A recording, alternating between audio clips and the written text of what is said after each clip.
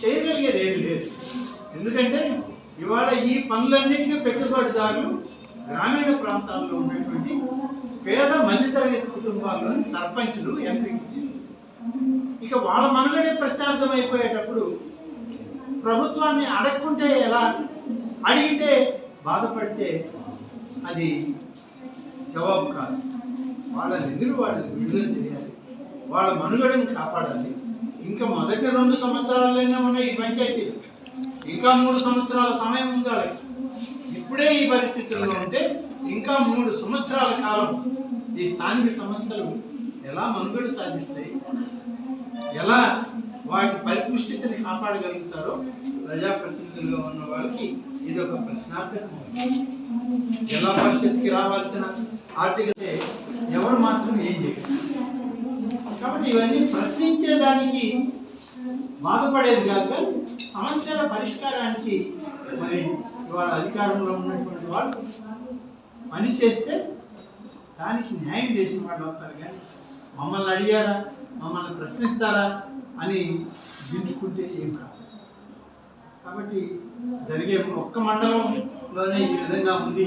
అందులో Venkatagiri head quarters మండలం, ఈ మండలంలోనే ఇలా ఉంది. మండల ప్రెసిడెంట్ ఆవేదన, మండల ఎంపీటీసీల ఆవేదన, గ్రామ సర్పంచుల యొక్క గోడు, ఇవన్నీ చూస్తుంటే స్థానిక సంస్థల యొక్క సుపరిపాలన నిర్వీర్యమైపోయింది అని చెప్పడానికి ఈ మండల సమావేశం ఇది ఉన్నటువంటి పరిస్థితి.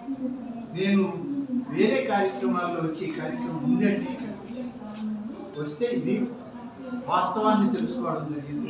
ఇవాళ మీ ముందు చెప్పడానికి ప్రయత్నం చేస్తున్నాను. మీరే చెప్తున్నారు కదా ఆయన ఇన్ఛార్జ్ అని. ఆయన ఇన్ఛార్జి ఆయన ఏం మాట్లాడుతున్నాడో ఆయనకి తెలిసి రావాలి. ఉదాహరణకి కొన్ని సంఘటనల గురించి నా మీద అవినీతి ఆరోపణలు కూడా చేశాడు. సరే, ఆయన అవినీతి ఆరోపణలకి సరైన సమాధానం బహుశా రేపు రాబోయేటువంటి ఎన్నికల్లో ప్రజలే దానికి సరైనటువంటి సమాధానం ఇస్తారు అనేటువంటిది నాకున్న నమ్మకం. ఆరోపణలు చేయడం చాలా సులభం. 40 ఏళ్ల నా రాజకీయ జీవితంలో అనేక సందర్భాల్లో ఆరోపణలు వచ్చాయి. ఏ ఒక్కటి రుజువు చేయలేనటువంటి పరిస్థితి. నా మీద లోకాయుక్త కూడా వేసి విచారించారు, అయినా కూడా ఎక్కడా కూడా ఆరోపణలు రుజువు కాలేదు. ఇతను చిన్నవాడు వయసులో ఆయన ఆరోపణలు చేశాడు. దానికి ఇవాళ సమాధానం చెప్పేదానికన్నా వస్తున్నాయి కదా ఎన్నికలు. ఆ ఎన్నికల్లో ఎప్పుడు ఎక్కడ ఏ సమాధానం చెప్పాలో, ఏ సందర్భంలో చెప్పాలో ఆ సమాధానాలు అక్కడ ఆయనకి దొరుకుతాయి, మీకు దొరుకుతాయి, మీ ద్వారా ప్రజలకి దొరుకుతాయి. తెలియదు కానీ నేను మీకు ఇప్పుడే చెప్పాను, ఒక్క నిమిషం ముందే. నేను స్థానిక శాసనసభ్యుడిని. ఇవాళ వెంకటగిరిలో శాసనసభ్యుడిగా ఎవరు ఉన్నారంటే ఆనం రామనారాయణ రెడ్డి ఉన్నాడు అని అంటారు ఎవరైనా. మిమ్మల్ని అడిగినా అదే చెప్తారు. కాబట్టి ఇక ఉన్నాడు లేదని మరొక వ్యక్తి చెప్పే బదులు ఇక్కడ శాసనసభ్యుడిని ఏ విధంగా గౌరవించాలో తెలుగుదేశం పార్టీ అధినాయకుడికి తెలుసు. ఆయన ఆ గౌరవం ఇస్తాడనే నాకు నమ్మకం ఉంది, ఆ విశ్వాసం ఉంది. తప్పకుండా చంద్రబాబు నాయుడు గారు తప్పకుండా నేను ఏదైతే ఆశిస్తున్నానో దానికి తగ్గట్టుగానే ఆయన నిర్ణయం ఉంటుందని చెప్పి నేను భావిస్తాను. చివరిగా ఇక్కడే ఉంది అనేక విషయాలపైన ప్రభుత్వానికి విజ్ఞప్తులు చేశాను. ప్రభుత్వానికి ఇక్కడ ఉన్న సమస్యలను చెప్పాను.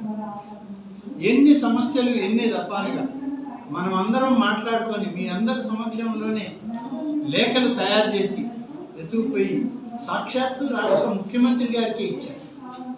అవన్నీ ఏమైనాయో తెలియని పరిస్థితి. సరే, ఆ పార్టీ నాయకత్వం ఇవాళ మీరు మా పార్టీకి అవసరం లేదు అని అన్న తర్వాత ఆ పార్టీ బ్రాండ్ కింద నేను ఇక్కడ మళ్ళీ కొనసాగడం అన్నటువంటి సరైన విధానం కాదు. అంతేకాదు, వాళ్ళు మరొక దుర్మార్గమైన చర్య. ఒక శాసనసభ్యుడు ఉండగానే ఒక రాజ్యాంగేతర శక్తిగా ఒక అనధికారిక ప్రతినిధిని ఇక్కడ పెట్టి అధికార యంత్రాంగాన్ని అంతా ఆయన గూడిగం చేయమని చెప్పి ఆదేశాలు ఇస్తే ఆ కర్మ చూడడానికి నేను ఉండాలన్నా ఇక్కడ. అందువల్లనే నేను కొంచెం దూరంగా ఉన్నా. తప్పనిసరిగా రేపు రాబోయేటువంటి సంగ్రామంలో తెలుగుదేశం పార్టీ అన్ని రకాలుగా విజయం సాధిస్తుంది. ఈ రాష్ట్రంలో వెంకటగిరి నియోజకవర్గానికి ఇచ్చిన ప్రతి హామీని నిలబెట్టుకునే ప్రయత్నం మేము కలిసి చేయడం జరుగుతుంది.